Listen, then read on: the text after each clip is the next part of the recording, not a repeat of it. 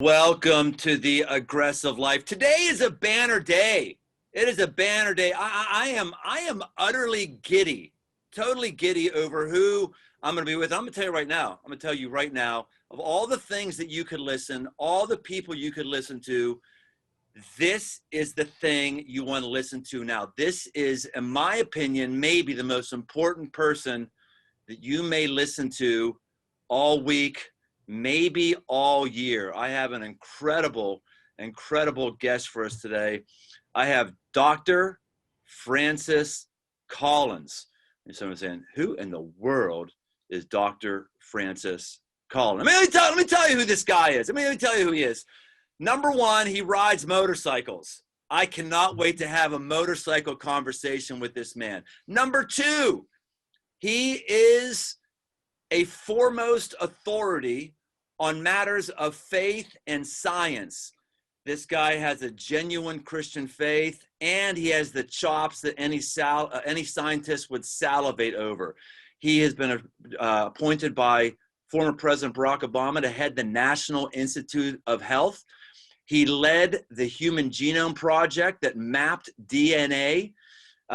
He is in personal conversations every day with Dr. Anthony Fauci, who all of us know that name, and all of us wish we didn't have to know that name, but we know that name because of the COVID run. Friends, I'm just like you, COVID crap. I'm tired of talking about COVID. I'm sick of it. It just goes on and on. And I'll tell you why I'm sick of it. I'm sick of it because it's everybody giving their own personal opinion. Everybody giving their own little spin on their values or their news feeds. We are so ill-informed, and I want to talk to them about that today because we can't even trust some of the stuff that we get. I think you're going to trust this guy. I think you're going to like this guy. I'm honored he came onto The Aggressive Life. Dr. Francis Collins, welcome to The Aggressive Life. My goodness, what a buildup that was. I hope I can at least 10% live up to some of those advertisements of what I might be able to bring to your podcast, but I'll do my darndest. Oh, you're going to do it. I'm telling you. And I'm just hoping you're going to like me by the end of this because I am in love with you right now. But I'm going to say some things and challenge some things. I'm going to do it in such a way that I'm going to give you the ability to make me look stupid because I like being stupid. So I'm going to give you some straight, direct things, and I'm hoping you set some records straight. But before we do, let's talk about what's really important: motorcycles. Let's talk about it. You're a big motorcycle rider. Tell us about that. Well, I started in college because I couldn't afford a car, and then I fell in love with these two-wheeled things that had motors, and kind of been riding, except when my kids were little, when I thought maybe it wasn't quite so responsible. But right now, I'm on a Harley Road King Classic. It's red. It's runs really loud, and on a nice Saturday afternoon, if I can find a country road, then I'm going to really have a great time with my wife on the back and let the wind blow. So if it's running loud, then do you have a stage one done to it? Or those of you who don't know, stage one, whenever you get a Harley, everyone thinks these are amazing machines. They can be amazing machines, but most guys, the first thing to do is stage one modification, which is pipes that are louder and they get different fuel mapping. All this. Have you done that kind of stuff to your bike? I was tempted, but I think my neighbors would probably not appreciate it. They're sort of barely tolerating the fact that there's a Harley in their cul-de-sac already, and I don't want to push it too much further. Well, hasn't anyone told you that motorcycles are dangerous? You're a medical guy, National Institute of Health. So how do you reconcile riding a motorcycle with being the director of the National Institute of Health? It sounds already like you're on the outskirts. Well, yes, this has been pointed out to me about 1,000 times by people who say this is a bad role model. You're encouraging bad behavior. And yes, it is true. Motorcycles are dangerous. Believe me, I wear my helmet faithfully. I will never be on the bike without that. And I guess I'm pretty careful. I only had one sort of scrape, which happened to be on my honeymoon with my wife in the south of France, where we hit an oil slick in a traffic circle, and that was not pretty. But otherwise, I've never dropped it. This Harley has no scratches on it, and I've had it now for 14 years. Well, I think that for me is one of the reasons why I pay attention to you. I respect you greatly. Your book that you wrote on faith and science a number of years ago, which I can't remember the names of books anymore because I read on Kindle. And so whenever I read on Kindle, I don't see the, the cover every single time. What was the name of that book, Francis? The Language of God is what it Lang was called. The Language of God. And the subtitle was A Scientist Presents Evidence for Belief. So I just have such high regard for you because that book really spoke to science and faith coming together in a way that nothing I've ever read has. And when you're a guy who rides motorcycles, it tells me that you're open to a healthy level of risk. You're not, you're not, hey, let's all just lock ourselves in rooms and have airbags on all the walls. You're open to an appropriate level of risk. I like that about you. It makes me be able to identify with you. Let's go back. Let's go back to some of the precepts in the book and science and faith, because boy, there's a lot of talk. It just seems like people have swallowed whole the belief that faith and science cannot exist, that you either are a person of faith who believes stupid things that can't be reasoned, or you're a person of science that only believes what can happen in a laboratory. How do you see those things coming together? Well, it really is unfortunate that that's the message that has been sold to a lot of people. It's simply not true. Science and faith are ways of finding the truth. They ask different questions and they have different ways of getting answers. I like the particular metaphor that Francis Bacon put forward a long time ago, which is that God gave us not one book, but two. One of the books was the Bible, God's words, the book of God's words. I read it every morning. But he gave us another book, nature, the book of God's works, the creation. And we are allowed to admire that too, and read about it and learn about it and be in awe of its beauty and its elegance. And why would you think, if God gave us two books, that they would conflict with each other? You just have to think about which one you're reading and what kind of questions you're posing to that. Another way of saying it is that science is really good at answering questions about how do things work. Scientific method will give you an answer to that. And usually, if it's been replicated a few times, it turns out to be right. And it's true. And it's not a matter of somebody's opinion. But it doesn't help you very much with the why questions. Why is there something instead of nothing? And why am I here? And why do I have this hunger for something outside of myself, this longing for something spiritual that doesn't necessarily make sense otherwise? That's where you need faith. And I didn't start out thinking this. I was an atheist as a graduate student in physical chemistry, and at that point saw no reason to think that why questions were even interesting. And then I kind of realized I was missing out. Do we want to go through life limiting ourselves to just one kind of perspective on how to find out interesting truths to interesting questions? No, let's have it all. Let's have the scientific worldview and the spiritual worldview, but let's be sure we know which one we're using to answer a particular question, because we can get tangled up if we get that part wrong. Well, that's really well said. I find that if we adhere too exclusively to one of those two books, we have massive problems. I think people who adhere to the book, hey, the Bible says that, I believe it, that settles it. The Bible's the only book that I need. The Bible has all the answers in life. Boy, I hope I don't lose my credentials here, but the Bible does not have all the answers in life. The Bible does not tell me, it does not tell me how I should talk to my wife when I find out something that's painful. The Bible doesn't tell me exactly how I should allocate my money when it comes in. The Bible does not tell me what occupation I should have. The Bible does not tell me anything about aerodynamics. The Bible, there's all these sorts of things. And then at the same time, you said it really well, just strictly adhering to what we can find inside of a laboratory leads to some massive outages. I'm of one who believes that as we've adhered exclusively to science, or some have adhered exclusively to science, I think this goes hand in glove with the tanking of our self-esteem and the rising of our suicides and all of the despair we have. Because if there was just a random accident that happened that brought you into being, and there was goo, and now there was you, well, you should have no self-esteem, and you should be afraid. You should be very, very afraid, because there is no creator who cares for you. There's no creator that can backstop you? I mean, do you see things that way, or would you push me a little bit on that?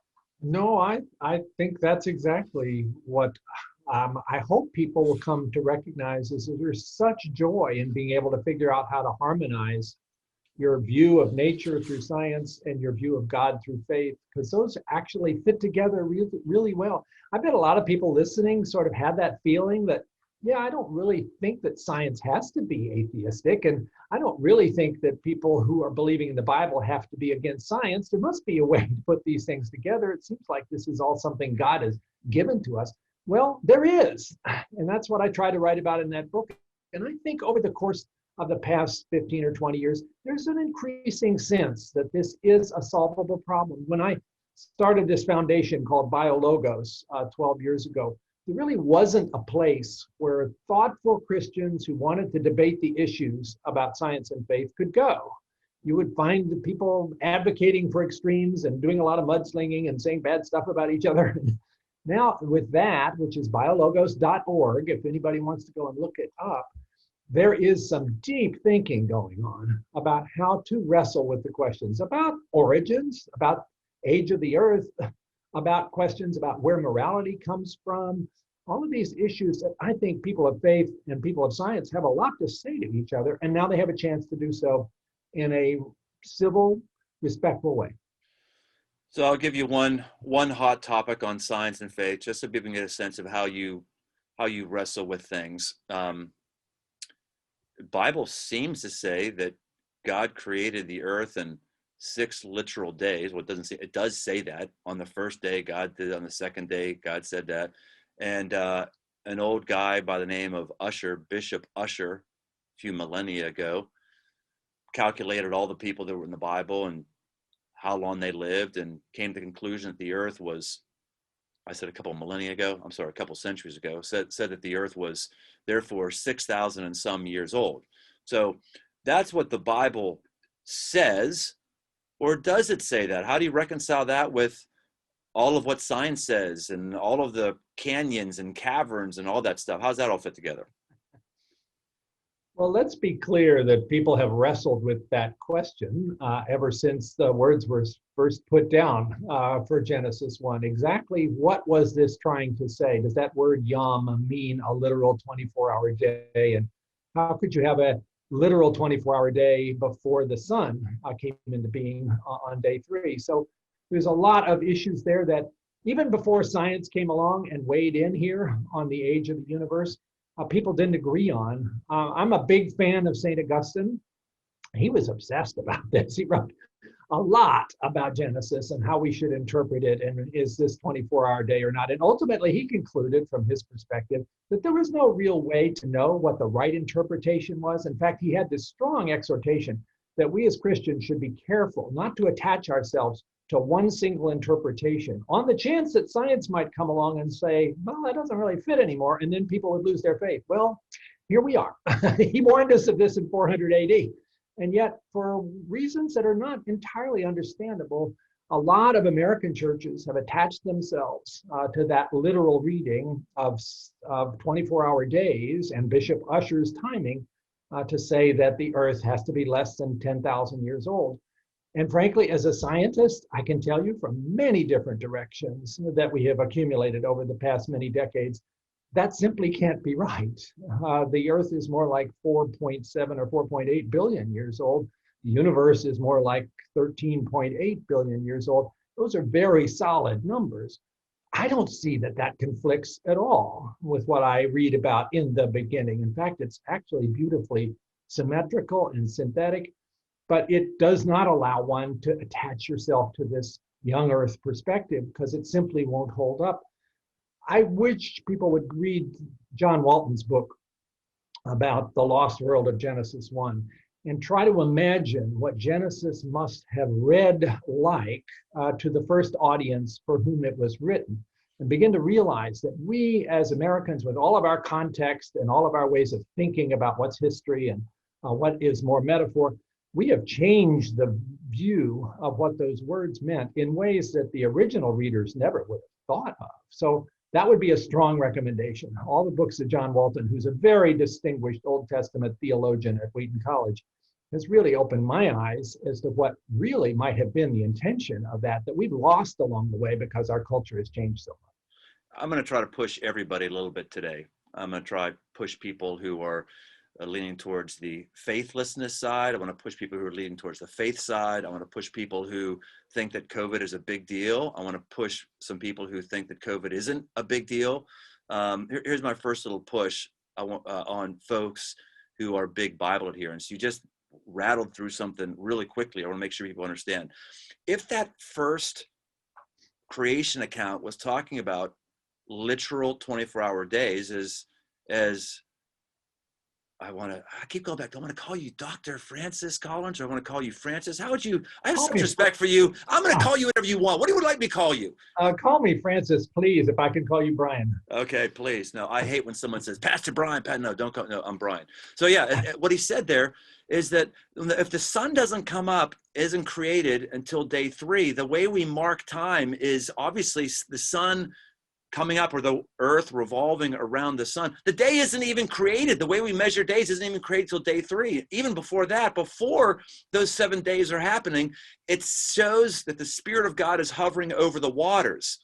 Wait a minute. Wait, there's water there? Wait, water doesn't get created later. I'm not trying to do a big treatise on this. I think it's just good for all of us to say, maybe I don't understand everything the way that I think I do. And maybe we need to just hold on to the main things a little bit more stridently and be a little less anal on some of the secondary things. Yeah, and Pastor Brian, if God has given us curiosity about creation and made it possible for us to begin to understand how it works, and the tools of science have been developed because God's given us that kind of creativity and ingenuity, and it gives an answer that seems very solid and satisfying, why would that be a threat to God, the creator? Sometimes it feels like Christians feel like they've got to protect God against science because science might uncover something that would embarrass God. It's like, what? Right. I mean, we only can do science because God gave us this creation, and it's an opportunity to actually be in awe and to be in worship of his creation. I think when I go to the laboratory and do experiments, I'm worshiping God. I'm learning something that God gave us in his creation that is awesome and elegant and amazing, and maybe even will help somebody who's got a terrible disease not to suffer so much.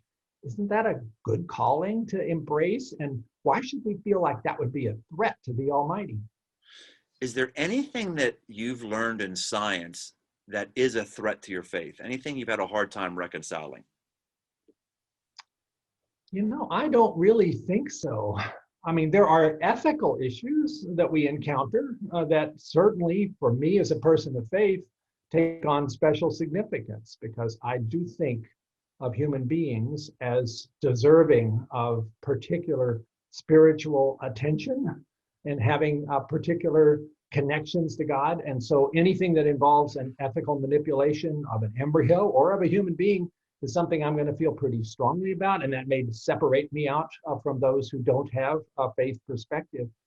But I've never discovered anything in the science lab that threatens my belief in God. It's actually bit by bit added to it because it's so beautiful, it's so elegant, it all fits together. It's like you're getting a little glimpse of the mind of God when a new discovery is made. Have you ever felt that your faith caused other scientists to disregard you? Probably. I'm pretty open about the fact that I'm a follower of Jesus. I talk about my conversion back in my late 20s as a medical student, coming to grips with life and death. And I'm quite at ease about that. Maybe it's easier to be at ease when I'm not currently in the tenure track, because I know it's harder for people in academia to take those kinds of risks. But I'm not alone. 40% of working scientists say they believe in a God to whom one may pray in expectation of an answer. So not just a deist kind of God that went off somewhere else after creating the universe, but a God who cares about us. 40%. Most of the time they don't talk about it because there is this potential of a put down. And I've had a few of those. But most part, I think the scientific community kind of tolerates me if they don't agree with me, and feel kind of encouraged if they do. Well, I think this is something for all of our listeners who happen to be people of faith. you exist in a marketplace that people would think would be very hostile to your faith, and instead you're actually very well respected. People may differ with you on your faith, but I mean you're a literal rock star in the sun, and you're a rock star. You actually play guitar as well. What's your favorite band? My own band. I've got a rock and roll band that mostly does covers, but we do occasional original stuff. And we even do stuff from this century sometimes, although a lot of it is the Beatles and, the Stones and all the good stuff from back before things got into hip hop and other things that I don't understand. So you do more than covers of Kumbaya. I did. We not Kumbaya. We have an amazing band with a horn section and an amazing lead guitarist and a fantastic drummer. And and I'm prone to occasionally sing lead because I get a bang out of that. So. Oh, that's great. Well, I think that all of this just lends credence to what you're going to school us on today and talk to us more about, is that we just can't put you in the camp of there's Mr. Science Geek over there who really doesn't understand my life, who doesn't have normal interests, who isn't well-rounded. You're pretty impressive dude. And, to all those scientists that don't respect you, it's like, nah, nah, nah, nah, nah. You don't get to be the head of the National Institute of Health. Ha, ha, ha, ha, ha. Oh, ha, ha, ha. You don't get to map the human genome. Ha, ha, ha, ha, ha. He's smarter than you. Ha, ha, ha, ha. I know you wouldn't say that, but it just felt good to say it. You're a Renaissance man. But I'm ready. I'm tired. I'm tired of lead up. Let's talk COVID, because I am not happy. Okay. I'm not happy. I'm just telling you right now. I'm gonna lay out my cards where they are, and I'm gonna ask some questions. But I know you disagree with me. I want you to disagree with me, and I want you to school me. I want to see the light. I want to articulate what a lot of folks might be feeling, and literally straight to the top, Francis. I honestly, there's no one else I know or know of that when I say these things to, will I actually know that you know more than me and you're better than me in these areas, but still, I got issues. Are you ready for them? Yeah, let's hear it. All right. I just start here. I think that we are the most safety-oriented culture in the history of the world. I think America isn't the land of the free. I think we're the land of the fear.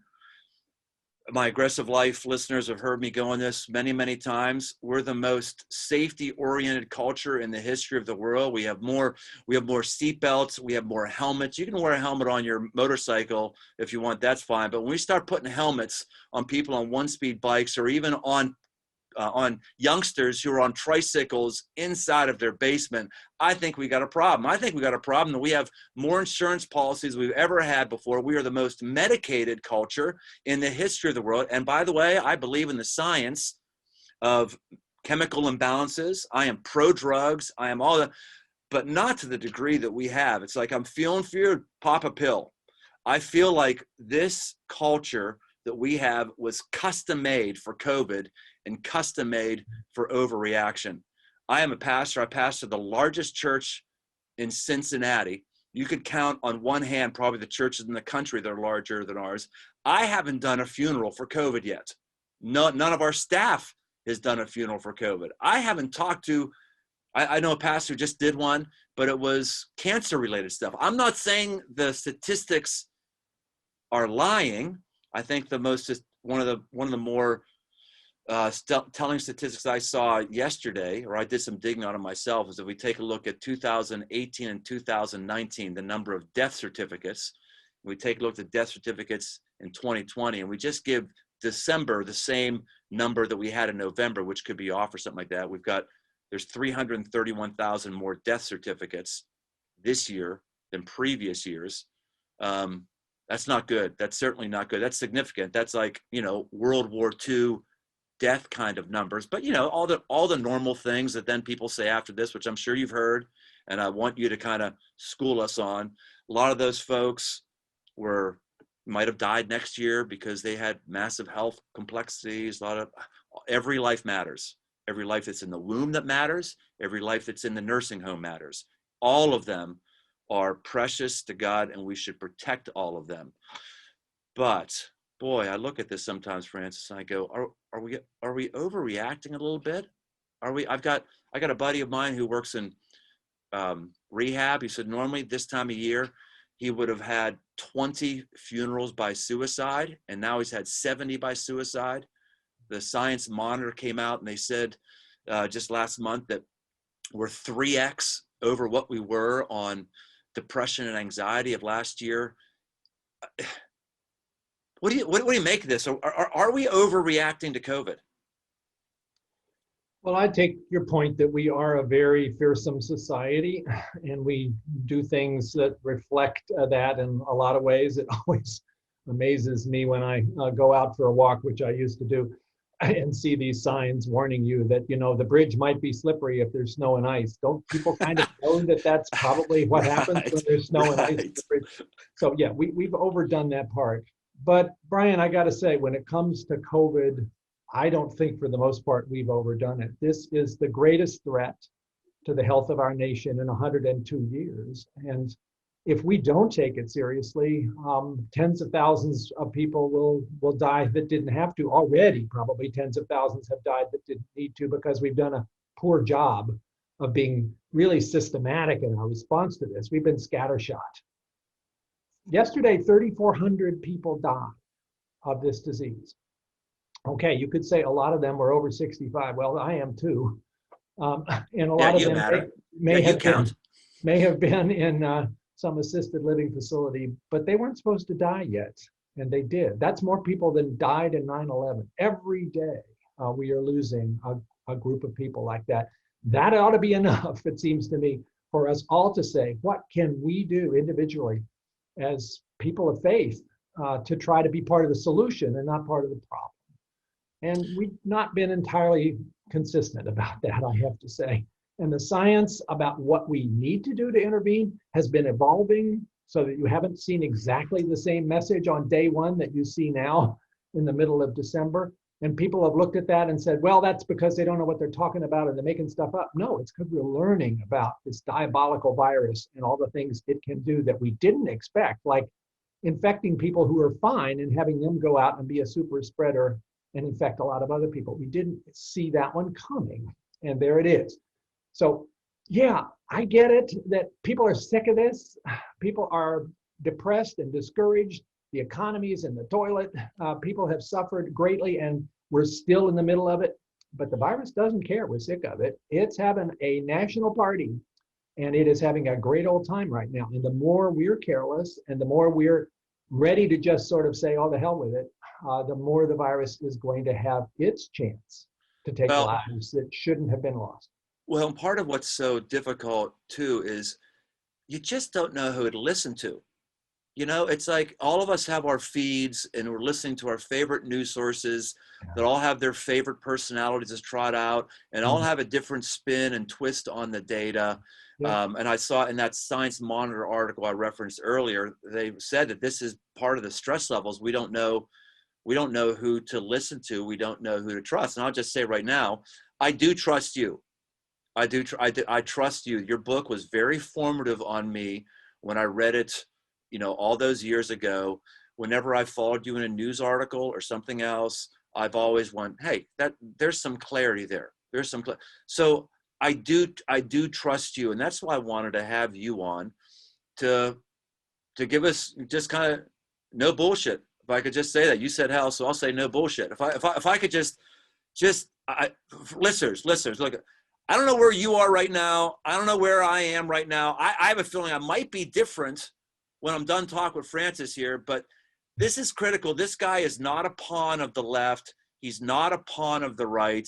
He looks at the real deal science. Do you feel like you're respected by people, or do you feel people are still putting you in a camp to one side or the other? Well, because I happen to work with the government, there are some people who immediately assume I must be part of some government conspiracy or the deep state or whatever. Keep in mind, I was appointed by President Obama, and then I was reappointed by President Trump. Very few people have been able to say that. The differences between those administrations have been pretty clear. I am not a political person. I'm a scientist. I'm a physician. My goal in life is to try to do what I can do with the time I've got here to help people who are suffering from spiritual crises or from medical crises. And we're in the middle of one of those right now on both fronts.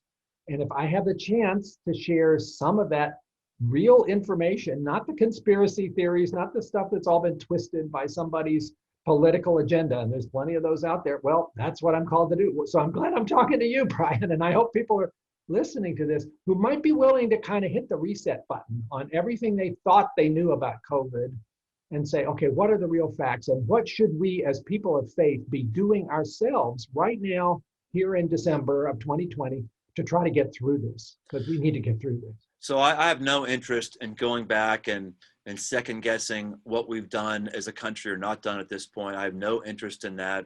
One of the things I would say to anybody who doesn't like what the government's done, or what doesn't like what your employer has done, or doesn't like what professional sports have done, you got to recognize none of us took a course in seminary, which is where I went, or in MBA school, and no one ever took a course on how to handle a pandemic, how to lead in the pandemic, how to navigate through scientific data, who to listen to, we are all making it up, all of us. I've changed course a number of times.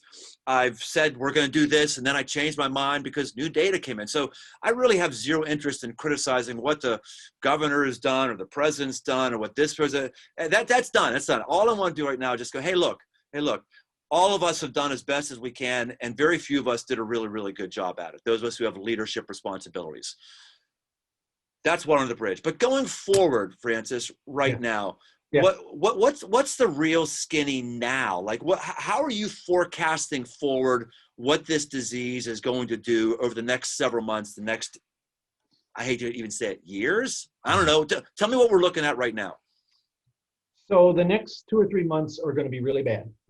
You can look at the trajectory of number of cases, over 3,000 a day. You can look at hospitalizations, a pretty hard number, over 100,000 people in the hospital right now with COVID-19, the largest number since this all started. And some of those people aren't going to make it. So we're in a very bad place, and holidays are coming, and we know people will be traveling and getting together in risky situations, and it's probably going to get worse before it gets better. So how's it going to get better? Let's go to the positives here. Let me tell you that this has been an amazing year in another way, which is the ability to develop in 11 months something that previously has only been done in 10 years, and that is a vaccine. In fact, there's 2 vaccines that are likely to be approved within the next, let's say 36 hours, because the FDA is considering the second one today. And those are vaccines which in large-scale trials of 30 to 44,000 people have been shown to be safe and 95% effective, which is better than most of us dared to hope they would be. And those will start rolling out. They already have for the Pfizer vaccine. The Moderna one will probably roll out starting next week, and another one probably in January.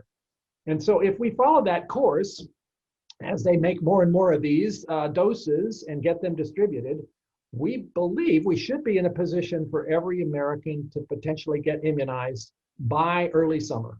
And that's how we're going to put this in the rearview mirror. That's how we will say, COVID-19, we're done with you.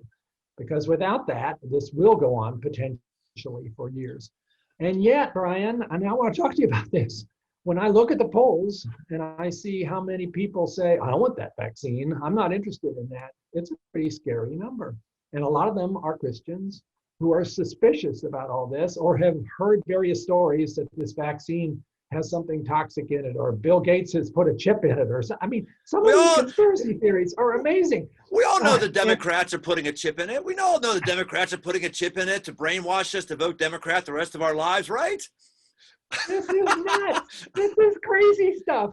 And yet it seems like it's gotten into a lot of people's minds. Or some people are like, oh, it's going to make me sterile, or it's going to give me COVID. These vaccines are impossibly, absolutely unable to make you have this disease because of the way they're designed. They might make you have a sore arm and a fever for a day, and some of them have had that experience, but that just tells you your immune system's working.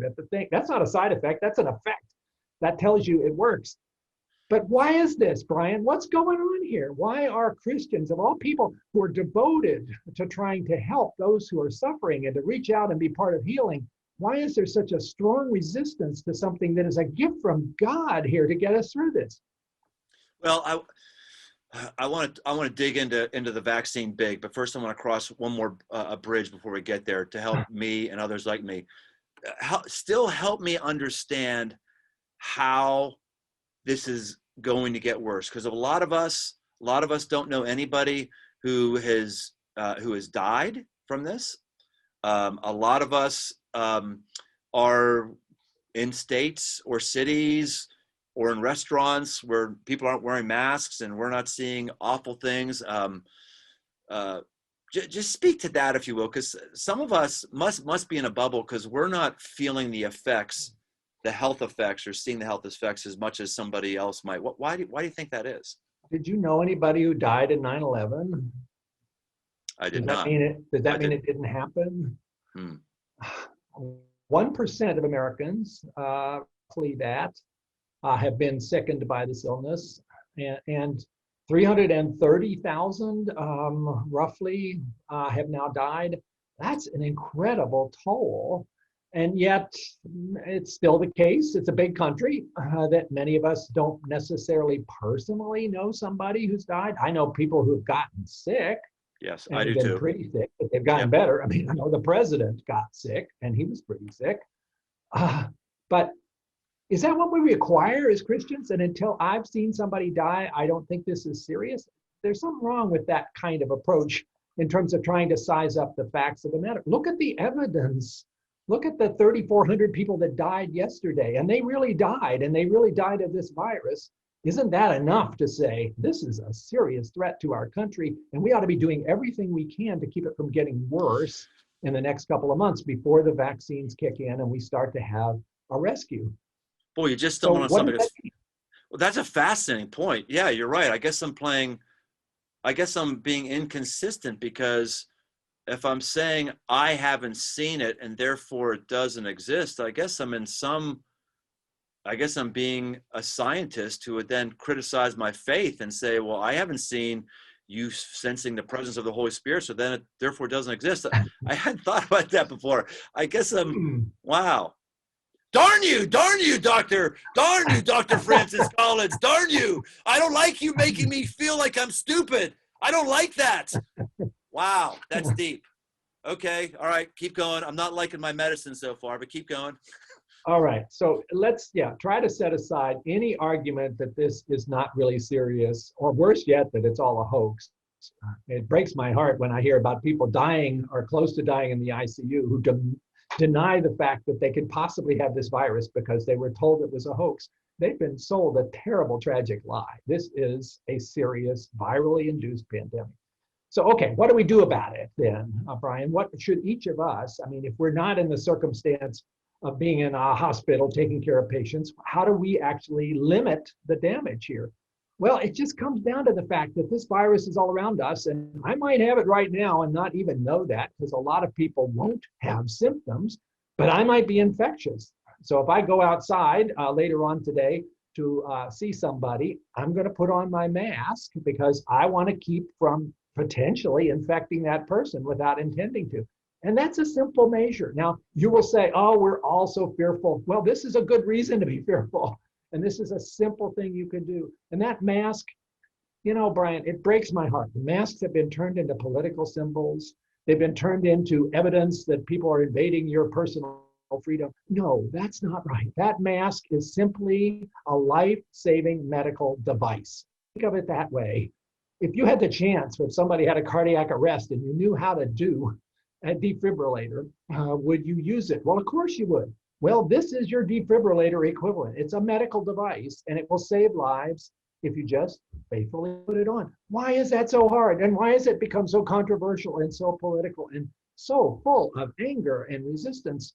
This is crazy. If I was an alien and I came in from another planet and I looked at the way human beings are treating this idea of wearing masks, and I knew there was a virus around that the mask could basically reduce death from, I would be astounded. How did we get this far off from what should have been rational thinking? Yeah, yeah.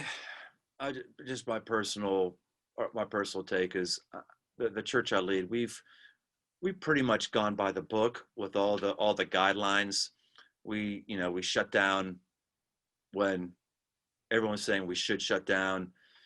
We open back up on weekends with everyone with masks and social distancing and not giving away free coffee because you could have people touching things more. The governor of Kentucky, where we have a couple campuses, requested churches shut down for 3 weeks. We abided by that, and we did that. We opened back up in Kentucky this weekend. But as I've done that, one of the reasons why I've signed off on doing all this and playing it by the book isn't necessarily because it's what I personally wanted to do. It's what I knew that people were prepared for. As a leader, you can't take people where they don't want to go. And the vast majority of Americans do not want to go, and a vast majority of people who are in our church do not want to go into a crowded auditorium. And that's what we're seeing in movie theaters and restaurants and all that other stuff. But personally, though, I've still got some personal hangups on throwing all my weight behind. And so this is called the aggressive life. That's what we came on here for. And one of the things that we don't do to be aggressive enough is to just share what we're thinking to then be shot down. Like we hold our cards too close. So that's what I'm doing with you. I'm sharing my thinking, and so I'm going to share my thinking on where I am right now on the vaccine, and I have a feeling you're going to shoot me down. I have a feeling you're going to. Oh, I don't like you. All right, so here we go. Someone asked me. I was on a radio show just yesterday, and they said, "Are you going to get the vaccine?" And I said, at this point, I don't think so. And here's my reasons for it. 99% of all Americans are not going, 99 point whatever, are not going to die from the coronavirus. I'm healthy enough. I'm not in the high risk category. I think I will be like everybody else I know has gotten it. I think I'll weather it. I'm just not sure enough is known about it. And I do hope that 80% of Americans do get the vaccine because only if we feel safe will things open back up, and the vaccine does that. So I'm pro-vaccine. I think vaccine's great, but I'm not sure that I'm going to get it for the reasons I just said. Am I stupid? Am I unscientific? Am I selfish? What am I there? What do you think? So you're counting on the other 80% to take care of you, but you're not willing to take care of them. No. Does that feel good? No, that doesn't feel good, because that's not necessarily what I'm saying. No, because I'm not counting them to take care of me. I'm counting on, if I get it, I'll be like the other 5 people I know. It'll be a bad cold for a week, and I'll be back to normal. But the only way we're going to see the end to this suffering and death from this is, as you say, if something like 80% of Americans get immunized. That means that we all collectively have a responsibility to be part of that solution. And people who opt out, like you're proposing to do, are limiting the chance to end this epidemic, and therefore dooming some people you don't even know yet, potentially, to getting sick and dying in the future. How can you hold back your willingness to be part of the solution on the basis of the consequences that you might be creating? Okay, good question. It's not stubbornness of I don't want to do what other people are doing. I'm pro-vaccination. We vaccinated all our kids and all that stuff. I'm pro-vaccination. I'm just a little concerned that we don't know enough. I'm excited the FDA is put this on the fast track, but I'm concerned that we know enough. I mean, shoot, man, are my balls going to fall off? I mean, people are talking here about I could be infertile. I already got fixed, so I guess that doesn't bother me. But maybe something else is going to happen. How do I? This is a podcast, so I'm trying to have a little fun here. And the scientist is going along with me. I wish you could see him. He's actually smiling right now. He's actually smiling. But I don't know, man. Do we really know that there isn't going to be some side effect that I'm not going to be comfortable with? Well, look at the data, and the data is all public. So this bothers me that people are willing to look at some crazy ass thing that came through their social media that has no basis at all. And yet the complete data on 44,000 people who took part in the Pfizer vaccine trial is there for anybody who wants to pull it up and look at it. And yes, what were the side effects? There it is. People got sore arms. Some people got a fever for a day. Some people were fatigued for a day or two. There were 4 people who got something called Bell's palsy, where you get a temporary paralysis of the facial muscles, but it goes away after a while. Not clear whether that was caused by the vaccine or it was just going to happen anyway. That would be the most serious thing that we've seen.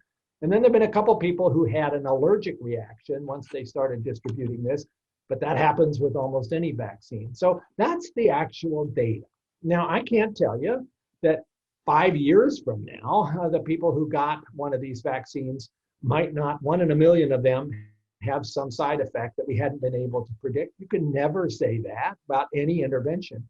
But compared to the alternative, where even you, healthy as you are, if you get sick with this, you could get very sick and you could die. It's right. A benefit risk thing. I would argue that in this instance, the benefit of the vaccine exceeds the risks from everything that we know. And that's why I'm going to roll my sleeve up and get injected as soon as my turn comes in the priorities that are currently being set. So long term, that was a follow-up question. You already answered there. We don't know the long-term consequences because the vaccine's only been in the laboratory for obviously much less than a year. We don't know you're saying what? That you don't think there are going to be, or whatever long-term consequences there are going to be far outweighed by the vaccine? What? Talk to me more about that. Because I'm saying that in terms of serious side effects of vaccines, the vast majority of those happen in the first 2 months after you've been immunized. And we've now looked at 44,000 people and have not seen anything in those first 2 months that's alarming. Again, I'm trying to be totally honest here. I can't tell you what rare thing might happen 10 years from now that would be unprecedented that hasn't happened with other vaccines, because we don't know that. But I would judge, just based on experience of other vaccines and everything we know about this one, that that's very unlikely. And compared to the chance of dying from COVID-19, which is not just hypothetical, 3,400 people suffered and died yesterday, this seems like a pretty good balance of decision making. What about the concerns over infertility and some of these things? Is that a real concern or not? They're completely made up. There is absolutely no possible reason I can come up with why this should be in any way associated with that. There's a crazy thing that somebody put forward that this vaccine is going to allow your immune system to attack the placenta if you're a pregnant woman. And there's absolutely no evidence behind that at all. So could you compare this vaccine to others? I love that the FDA came out really, really fast here. It's like, okay, our government was like, chop, chop, let's go to it. Because, I like aggressive moves like that. But then the other hand, I'm like, okay, but we did do this thing pretty fast versus other ones that we had much longer time to figure out. Can you compare the risk of taking this one versus the first people who took the smallpox vaccination, or the first people who took any of those vaccinations? Where are we on the bandwidth of acceptability? I would say we know a heck of a lot more about this one than smallpox or polio or virtually any vaccine up until now, because of the way in which this was conducted on such a large number of individuals in a very public way. It was done quickly because people were dying. And so we figured out, as part of this Operation Warp Speed, how to cut out a lot of the dead time that normally happens when you're developing a vaccine, dead time in between phase 1 and phase 2, and in between phase 2 and phase 3, and then a huge dead time to manufacture the doses if the darn thing turns out to work. And all of this was done very carefully so that they wouldn't have those big gaps. And that's how we're here in 11 months instead of 10 years. But the actual rigor and the public disclosure of what was happening has been at a higher level than it ever has been for these particular vaccines. So that should be of some reassurance. Yeah, that's good. What about things like our level of pollution, our environment? What are things that we have in our culture or in our world right now that are making us more susceptible to a pandemic like this? Is this causing us to reevaluate how we're treating creation? It should, and how we're treating our own bodies. I mean, we are not a healthy society. We are probably, for the most part, particularly vulnerable to COVID-19 because of obesity and diabetes and hypertension, a lot of things that relate to our not having done a very good job of maintaining our health. And certainly the environment with what's happening with the air and the water, and certainly as things get warmer and warmer, and we know that's having some effect also in terms of the way in which certain infectious diseases carried by insects, for instance, are arriving in places they wouldn't have been expected to before. That's all in the mix. So that might mean that COVID-19 is even worse than it would have been if we'd taken care of ourselves. I mean, you probably know that the greatest risk to somebody your age of getting sick and dying of this is if you have another chronic illness. If you have kidney disease or heart disease or obesity or diabetes, and an awful lot of us do. We have a pretty darn unhealthy nation. So I'm going to let you give a sermon here. I think you've already given it, but I want to be really clear. You're winning me over. You're wooing me. I kind of suspected that would happen. If I were to go before all of my audiences, all of the campuses that I lead, the people, yada, and I were to come out and counsel people on what to do, which is pretty much what I don't do. I don't counsel people on how to vote. I don't counsel people on the latest world event of the day, and that's part of what gets me in trouble. Everyone always wants me to speak out more. Like I didn't crack on Barack Obama when he had a lot of policies that were very anti-faith, and I'm not going to go into those right now.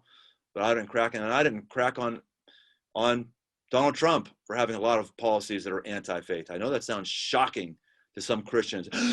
Donald Trump, yes. He did not or does not act like a man of faith, and I don't want to get into all those things. There's many things, but all I'm saying is I don't take big stances on things. I feel like people have enough data; they can make their own decision. But if I were to give a sermon or make a 5-minute statement on the vaccine, what do you wish that I would say to everybody? Well, every good sermon deserves 3 points, right? Isn't that the way you always construct these things? Yeah, open up with a poem and then 3 points, yes. Oh, sorry, I don't have a poem ready, but let me start with the 3 points. So first of all, there is good news. There is hope. There is a light that's coming at the end of this long tunnel. We are going to get through this. The way in which this virus has afflicted us has given us great pain, but we have a solution that's coming. We just got to stick it out. That's point number one. Point number two, the bad news. It's not here yet for most of us, and we're going to have a very tough 2 or 3 months. And that is going to require us, each of us, to take responsibility to try to limit the harms, which is going to continue to ask us to do things we don't want to do, like avoiding gathering in large crowds indoors without masks, which is where super spreading happens and people are going to die. And then the third one is, we are children of God. We are followers of Jesus. We have a source of wisdom and comfort that we can lean upon. Yes, we can lament because this is a time of lamenting, but we can also call upon that sense of God's support and courage and strength that we know is for us. And we can, as I'm often doing, think about Psalm 46, that God is here for us. He's the ever-present help in trouble. He's the refuge and the strength that we need. And God knows we need refuge and strength right now because we are in trouble. But we, as Christians, we have that we can lean on. I lean on that every morning and every evening, and you can too. We're going to get through this. But let's please use the God-giving insights that we could arrive at to figure out how we can be part of saving lives and not causing more death and destruction, which is so easy to have happen around us with this virus running wild. We can get through this, but it's up to all of us to make that come out the way it needs to, where we can next summer, go to a ball game, go to a concert, go and watch the football game. It's going to be possible, but we're not there yet. Next summer as in 2021 summer? Yeah. Okay, so on the vaccine. Brian, you got to get your vaccine and be part of the 80%, or we're not going to get there. All right, so that's what I'm trying to make sure. That's the sermon I want. Let me replay back to you the sermon on the vaccine. I think you're saying. You're saying, one, the vaccine has been tested. It's as sure as any other vaccine we've ever had at this point. Yep. Two, if you have the vaccine and there even is a side effect, the statistical likelihood that you're going to have a negative side effect is overwhelmed by the statistical likelihood that you're going to have COVID and have a bad thing with COVID. And three, it's an act of loving your neighbor as yourself, because if I take it, I'm lessening the likelihood that other people could catch it from me. And so I am acting as a good community member. That's beautiful. And that's exactly what I would hope you would share with people. All right. I'm not sure I'm going to share that, but I'm close to it because I'm very close. I'm just like, the only reason I'm not going to tell you right now is absolutely I'm going to do that is I came into this podcast pretty firm that I wasn't going to do the vaccine, and you got me at least 99.9% there, but I need at least a day to reflect. Well, in fact, I guess I have more time because I'm not going to be able to have it for how many more months until I can actually have it. But Brian, aren't we doing a podcast right now? So a lot of people have already heard you. Yeah. Okay. All right. It's a good word. All right. Well, I'm at least going to allow myself to process and think. Maybe I'll have the answer to you in 5 minutes after we do our lightning round. Are you ready for the lightning round, which is our traditional closing part of our podcast? Do you have enough time for the lightning round, Dr. Francis Collins? I got about 3 minutes, so it's going to be lightning, all right? Good. That's exactly right. One to two sentence answers. Here we go. Go. The historical figure you would most like to meet, and you can't say Jesus. Oh, I'll go with C.S. Lewis. I'd love to talk to that guy. What do you see as the most important scientific work you've done in your career? Leading the Human Genome Project. I was going to ask you most important person in terms of impacting your faith, but you would have already said C.S. Lewis, correct? Yeah, although St. Augustine's right up there too, but probably C.S. Lewis. What do you say to people who are growing weary of masks and social distancing?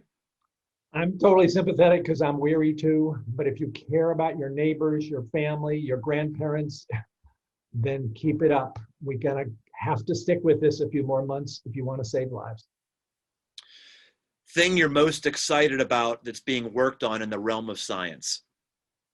It's got to be the vaccines. Here they come. This is going to get this pandemic over. Most aggressive move you've ever made in your personal life?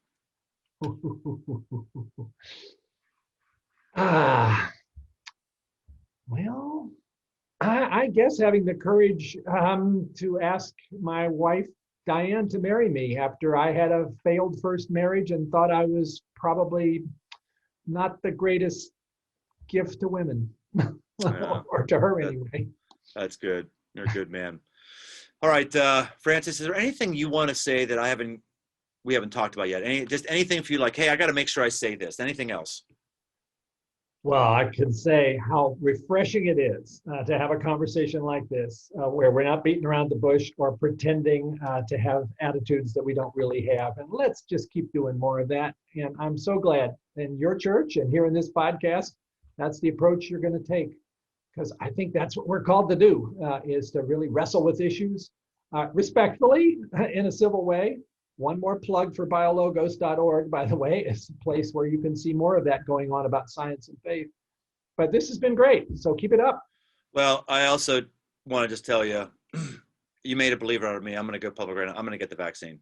All right. I'm going to do that. All right. I am thrilled to hear that. Yeah, I am. I am. I'll process it more later. I'm just sitting here going, yeah, I think I'm holding too much onto some of my bitterness around all the COVID stuff, and it's kind of mentally a way for me to kind of stick it to COVID. Like, oh, no, I'm not going to get your vaccine. Just hearing you talk, you've brought a lot of clarity to me again, and I need to process this more. This has been a very deep conversation, best conversation I've had on anything for a long time. Thank you, brother. This has been just great. Thank you. Any final advertisement you want to make? Like, hey, go read this or go buy this or follow me. This is your time to pump your stuff other than your bio.org website or whatever that was. BIOLOGOS, biologos, basically meaning life and God's word. .org. Have a look at that. But if you're interested in more information about COVID, CDC is a great place to go and get the real facts of the matter. So I can't help but plug them a little bit too. And Brian, again, I really, really appreciate what you're doing as a leader. And if you're going to take the vaccine, maybe some other people listening to this will decide to do so. And I love what you said a minute ago, that we're all kind of channeling our anger about this terrible situation. And it's easy to have that spill out in all kinds of ways in terms of other things that we're looking at and making decisions about. So it is a really good moment, as we've done in this, to kind of put all that aside and say, okay, what's really going on here? And set aside all of the other noise. There's a lot of noise out there, and we're all carrying a lot of baggage right now. And just strip it off, put yourself in front of the Lord and say, Lord, what do you want me to do? Open my eyes. Give me the insight I seem to be missing. That's what we all can do every day. Well, today wasn't noise, brother. Today was clarity, and I thank you for it. And I'm with you. So that's it. Hey, boys and girls, that concludes another episode of The Aggressive Life. If you like this, go and share this. And you should share this. My gosh, dudes, this is like straight from the, he's not a horse, but straight from the expert's mouth. Straight there. This is inarguable. Seriously, all the loud chatter, I think there's a lot of clarity here. Why don't you bless somebody by giving them this episode, and why don't you like it too? We'd love to get more listeners. And so that concludes another episode of The Aggressive Life. Hey, thanks for listening. For more aggressive living, head over to briantome.com. Get signed up for the mailing list to get regular shots of positive aggression sent straight to your inbox. And while you're there, you can also find articles, podcasts, and books. I'm also active on Instagram. Search Brian Tome. Special thanks to the band judges for the music. The Aggressive Life with Brian Tome is a production of Crossroads Church, Cincinnati, Ohio.